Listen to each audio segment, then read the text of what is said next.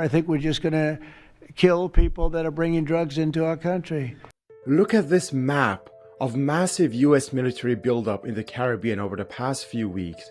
American jets have already bombed and killed many fishermen. So what's really going on? The official line is that Washington is targeting the Maduro government in Venezuela for supposedly flooding the US with drugs. The problem, however, Venezuela actually barely contributes to US drug flows. So why manufacture this crisis? To understand the real motive, we need to visit a closed-door meeting in Washington last month. In that room were representatives from the World Bank, the IMF, Barclays, hedge funds, and investment firms, alongside Venezuelan opposition figure María Corina Machado.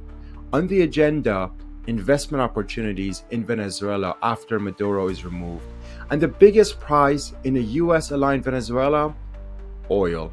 Venezuela holds the largest proven oil reserves on the planet.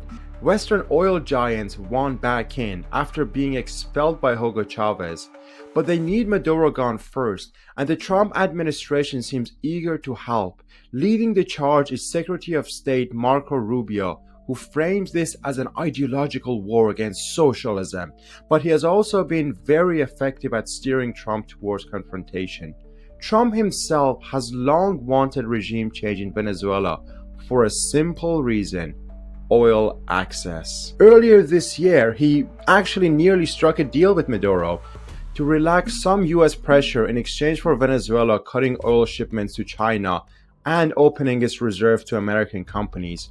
Rubio, however, killed that deal, convincing Trump it would be faster and easier to remove Maduro outright and seize strategic access by force. Meanwhile, oil corporations are getting ready.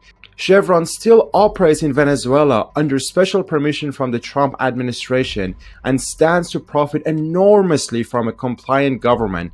ExxonMobil has funneled money into think tanks pushing for regime change. ConocoPhillips has sued Venezuela for years and recently won a massive judgment because Venezuela nationalized its own resources.